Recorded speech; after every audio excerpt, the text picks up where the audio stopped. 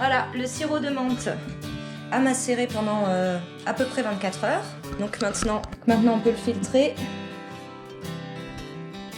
On évite d'en mettre autant partout, comme moi. Les feuilles et les branches, on va bien les essorer. Faire ressortir tout le sirop qui peut être à l'intérieur. Hop là. Ça, on ne donne pas aux poules, c'est trop sucré, hein, bien sûr.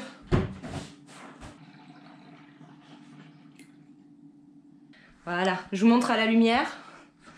Le sirop de menthe n'est pas vert normalement. Voilà, on a, je dirais, 15 jours de sirop de menthe. Pour nous deux, ça nous fait à peu près 15 jours. Et comme vous avez pu voir dans la dernière vidéo, j'ai pas mis tant de menthe que ça. Mais c'est vrai que plus on en met, et plus ça a le goût de la menthe, bien sûr. Alors pour le sirop, c'est simple, donc on récolte les branches, les feuilles, les branches, on coupe tout ensemble. Hein. On n'a pas besoin de défaire les feuilles des branches.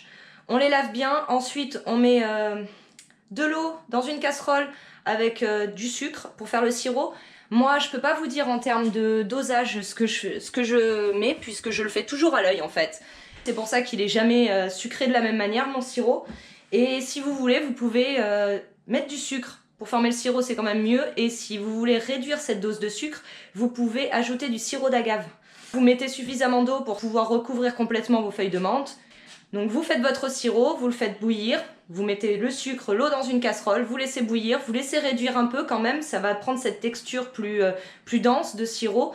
Après ça dépend bien sûr de la quantité de sucre qu'on met dedans, moins il y a de sucre, plus ce sera liquide. Et une fois que votre sirop a la bonne consistance pour vous, vous versez par-dessus votre menthe, vous couvrez, vous laissez refroidir. Une fois que c'est à température ambiante, au frigo pendant 24 heures, comme ça va bien macérer, prendre le goût. Et comme vous venez de le voir, il y a juste à filtrer ensuite et remettre au frigo pour que ça se conserve 3 semaines. Bon, ce plan de travail ici. Alors voilà, regardez ce que les poêles en fonte peuvent faire sur le bois. Cette marque-là qu'on voit, c'est ma poêle en fonte. Elle était mouillée, je l'avais pas encore essuyée et huilée pour la mettre de côté. Je l'ai laissée sur le plan de travail pendant 1 heure et voilà la marque. Donc, chose à ne pas faire. Maintenant, pour ceux qui ne savaient pas et qui ont des poêles en fonte, vous le saurez. J'ai fait l'erreur, ça vous évitera de le faire. Alors, j'ai bien nettoyé le plan de travail et je vais remettre de l'huile de lin, puisque ce côté du bois, cette partie du bois est super sèche, vu qu'on a poncé, parce que c'était bien pire les dégâts, mais on a poncé, donc on a bien attaqué le bois. Maintenant, il faut le nourrir. Alors, l'huile de lin pour ça, mais l'idéal, c'est encore de la mélanger avec 20% d'essence de térébenthine. Apparemment, ça pénètre mieux le bois en profondeur. Je n'ai plus d'essence de térébenthine, alors je n'ai que de l'huile de lin pour l'instant. Je viens de recevoir la nourriture pour les volailles. Donc il faut que j'aille déplacer ça avec Wilbur. Parce que, comme d'habitude, il y a une centaine de kilos. On va donner un peu d'eau aux poules quand même. J'ai oublié de le faire avec la livraison qui arrivait. Ça va ma chérie?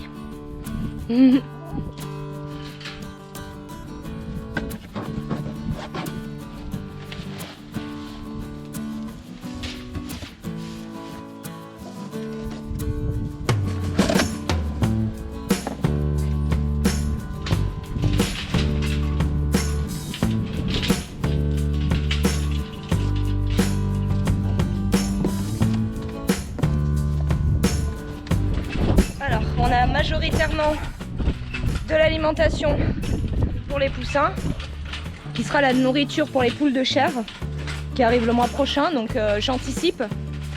Il vaut mieux parce que pour 30 poules à peu près, ça va me... Je vais être sur du 200-220 kg de consommation de nourriture. Pour 30 poules, du moment où j'y reçois, donc poussin d'un jour, à un ou 2 jours, jusqu'au moment de l'abattage. Tu veux venir, Patou? Allez, viens. Attention. Le problème, c'est que j'ai toujours pas d'endroit où stocker la nourriture. Je fais du stock, j'achète tous les mois et ça finit. J'ai plus de place dans la véranda, donc là en ce moment je stocke la nourriture pour les poules et les copeaux de bois dans le salon.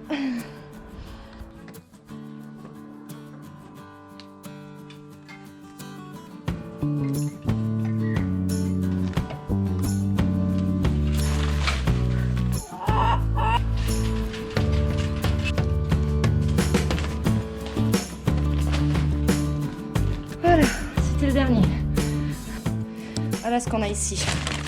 1, 2, 3, 4, 5, 6, 7, 8, 9, 10, 11, 12, 13. On a 130 kg de nourriture pour poussins. On a ici un sac de 20 kg pour les pondeuses. Là, ici, on a des sacs de copeaux. Il y en a 5 de 4 kg. Un 6e là. 3 autres là. On a encore des copeaux de bois ici. De l'alimentation pour les poules ici. Ici, on a 50 kg. 130 plus 50, 180 kg. Le mois prochain, en prenant mes poules de chair, je recommande de l'alimentation. Je vais reprendre une 80 kg, je pense. Et on devrait être bon pour la saison, normalement. Enfin, pour la première session d'élevage de poules, puisque je compte en faire 2 sessions. Max, qu'est-ce que tu fais là, Max? Alors, Max, on sort d'ici. Vas-y, Max. Faut que tu sortes, allez. Allez. Vous voyez l'œuf là-bas au fond? Je l'avais pas vu celui-là. Tiens, viens, Max. Faut pas que les poules rentrent. Non, non, non, non, non, non, non, non. Max. Allez, mon Max. Voilà. Est-ce qu'il va repasser? Allez. Allez, Max. Il veut pas? Allez, vas-y, mon Max. Allez. Vas-y. Vas-y, Max. C'est bien, mon coq. C'est bien, t'es un bon coq. Et toi, petit chenapan, hein? Alors, toi? Faut que je déplace les canetons. Il va falloir que j'arrose le potager aussi. Là, ça y est, la journée, il commence à y avoir du soleil. Et du vent, ce qui assèche la terre aussi. Mec, bon, le bout de grillage, là, je suis obligée de le mettre le soir. Avec ça, ici, pour les raccompagner là, et qui rentrent à l'intérieur sans ressortir par là. Donc, c'est un peu le bordel.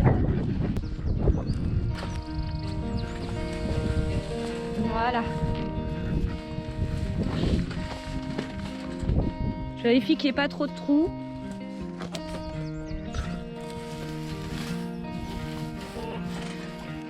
Voilà.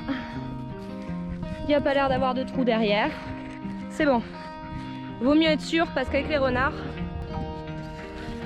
il faut que je refasse du spray aux huiles essentielles pour les poules, pour leur poulailler. Grosse racine là que j'ai trouvée, que Renaud a trouvée, elle poussait cette racine sous la terrasse. Ça a soulevé une grosse partie de la terrasse, hein. C'est énorme, incroyable.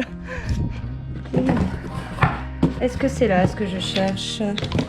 Je cherche l'huile essentielle d'ail, sauge sclarée et romarin à cinéole. 40 gouttes d'huile essentielle d'ail, 20 gouttes d'huile essentielle de sauge sclarée, 20 gouttes d'huile essentielle de romarin à cinéole. L'huile essentielle, je en mettrai dans le poulailler quand je l'aurai nettoyé cet après-midi. En attendant, je vais leur couper du romarin. Je vais leur mettre dans le pondoir parce qu'en ce moment, on n'a pas de lavande. Hein. C'est pas encore la saison. Le romarin, c'est mieux que rien.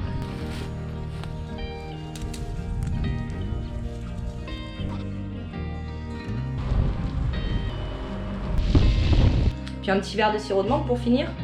Je dose un peu plus que pour le sirop industriel, il y a moins de sucre bien sûr.